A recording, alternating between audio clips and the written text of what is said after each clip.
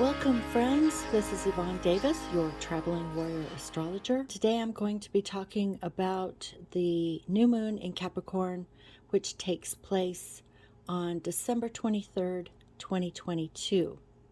So, as you know, new moons are a great time for beginning something new. And this new moon is in a square to Jupiter in Aries, which is totally fine. I know a lot of times you think squares always mean something bad. No, this is actually really good because a square is a kind of pressure or friction, which creates a desire for change. And when it's in a square to Jupiter, we get the positive energy of Jupiter. We feel more optimistic, more buoyant, more willing to go out and do the things we need and want to do to create the life of our dreams. So whatever it is that's important to you, this energy is actually really good for you to go ahead and initiate something new, take action, and begin to bring about those goals. We actually have a lot of energy in Capricorn. We've got the new moon, so of course that's the sun and moon in a conjunction, which creates the new moon. We've also got Venus, Mercury, and Pluto, and all of this energy is moving direct in Capricorn. So that's 8 celestial bodies in Capricorn. That's considered a stellium. So the Capricorn energy is really, really strong. So we want to talk about what is Capricorn energy. Well, first of all, it's a cardinal sign. Cardinal means take action. The cardinal energy is energy of action and energy of leadership. It's like you're willing to go forth and create what it is that you want in your life and to bring it into physical manifestation, because Capricorn is an earth sign. So it's not just in the mind or in the emotions. It's actually needs to be grounded in physical reality. Okay, so you want to manifest something that reflects your goals, dreams, and values. And this energy is really, really helpful for that. There is one little fly in the soup, though, which is that Mars is still retrograde in Gemini. And when we have an outer planet retrograde, it's going to make it harder to take those actions and make them stick in the way you want to, okay? So I want to take that into account in this mix. I want to say a little more about Capricorn, though, which is Capricorn is represented by the sea goat. And what that means is that it's like it's starting at the lowest point, deep below the ocean. And the ocean is your subconscious and your emotions. So the things that you want to manifest, they come from a very, very deep place inside you. It's like your life mission, which is not surprising because Capricorn rules the 10th house. And the 10th house is all about career, calling, vocation, how we contribute in our own unique way to the world, and how we're seen for what we contribute. So it also rules social status because it's the way the world is viewing us, and it's what we are contributing to the world. So how those two mesh together. Capricorn wants to succeed. That's its whole purpose in life. That's what the energy is all about.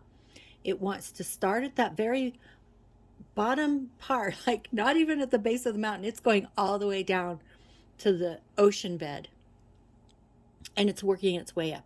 It's swimming up through the waters. It's swimming up through the emotions and the subconscious, because that's where it has to start. You know, if it starts in your head, it's not going to last because it's not coming from a deep place inside of you. It needs to start at the deepest place, your soul, your psyche, your emotional body, your subconscious, what you want at the deepest soul karmic level. Okay, and then you're going to swim up through those waters and finally crawl out onto the land and work your way to the base of that mountain. Then you're going to climb that mountain. And that's what Saturn is all about. It's about working hard. It's about the discipline. It's about the structure. It's about the commitment and persisting over time, step after step after step after step, until you finally reach the summit and you have achieved your goal. You have manifested whatever it was that you were dreaming of, whatever your ideal was. You have manifested it in physical reality. That is the purpose and function of the Saturn energy. So it, in a sense, demands a lot of us, but the rewards are worth it, okay? So this is a time of year to really be thinking about what matters to you. What do you value? What are you willing to commit to? What comes from the deepest part of your being that you can commit your whole life to, in a sense? The thing that matters most to you, that you want to see manifested at the end of your life. And, that may be something material, like a career.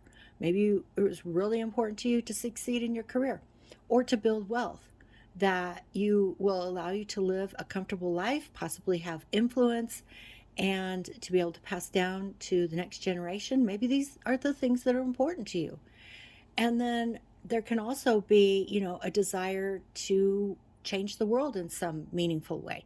So it doesn't really matter what your goal is, only that it's yours and it comes from deep inside you and that you're willing to work for it. You're willing to commit, to stick with it, to discipline yourself, and to reach that summit and manifest that dream. That's what Saturn wants for you. And so there's so much energy there to give you that motivation and to really get clear on what it is you're willing to work for. As I said, with the square from Jupiter, it will give you a sense of positivity that you can do this, you're willing to step out and do it. Jupiter is now moving direct in Aries. This is a wonderful Jupiter energy because it's on fire when it's in Aries. It's willing to take action in Aries, and it's moving direct now. So we're all about taking action. And Aries is ruled by Mars, but then we come back to this little fly in the soup, which is Mars is still retrograde until January 12th. It's not that far away, though, maybe a little bit more than 2 weeks. So one thing I want to say before I wrap up this video with that last note about Mars retrograde and what to do with it is to let you know that I still have some appointments open for the last week of December. If you would like an appointment, I'm doing my lowest rate ever in the entire time that I have been a YouTube astrologer. It's $99.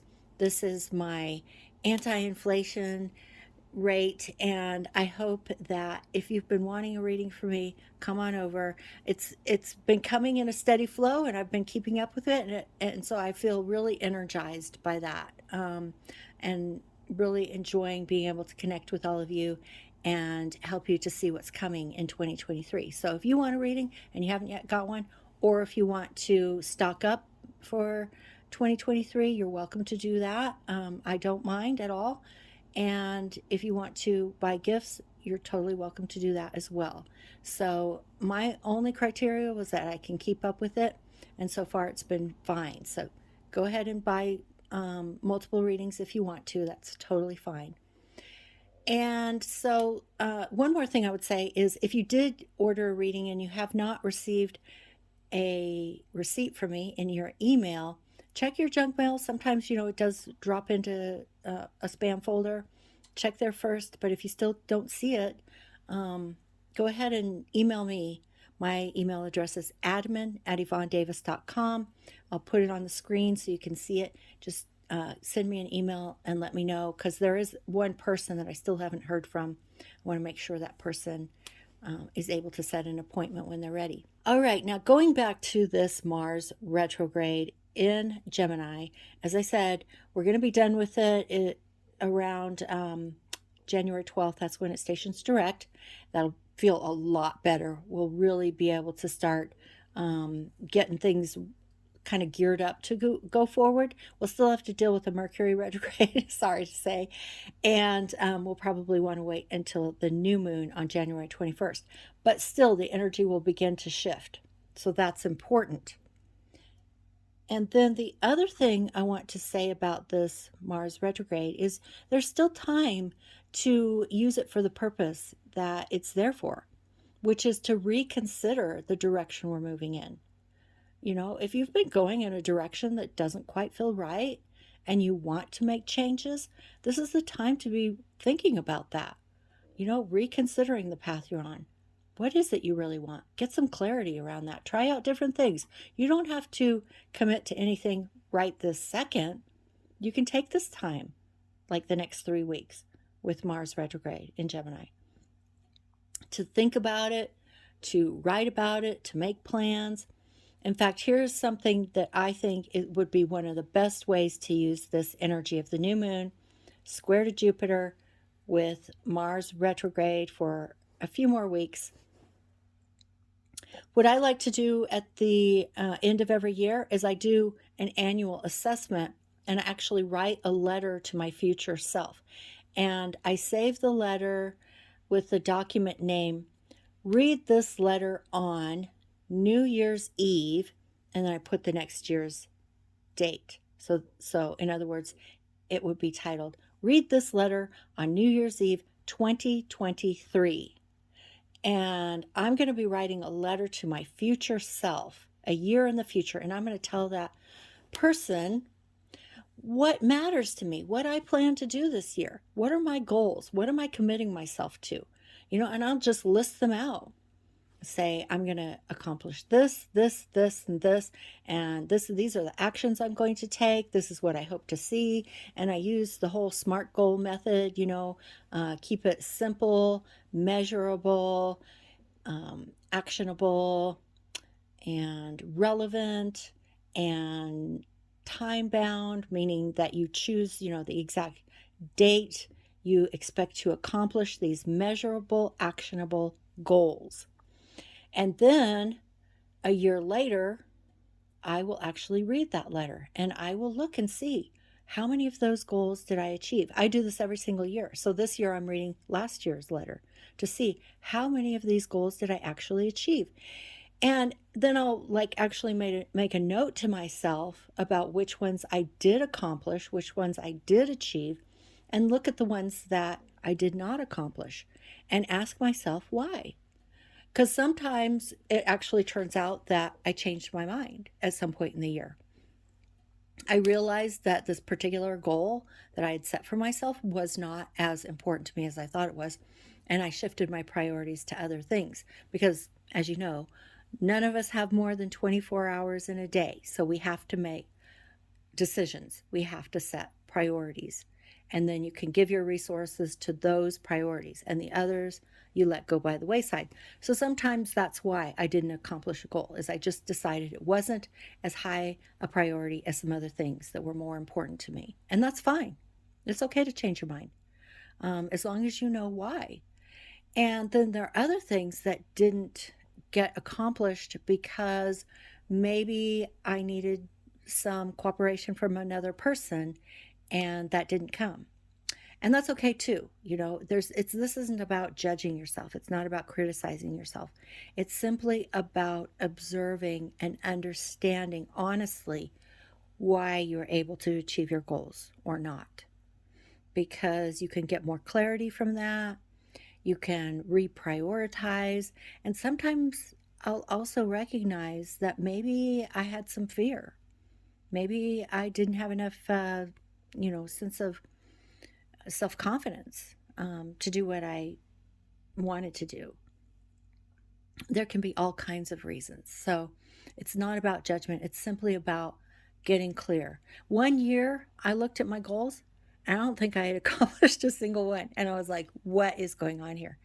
And I think what I really got from that observation was to recognize that I wasn't being honest with myself. So that's it for this year, and I hope to talk to you again soon.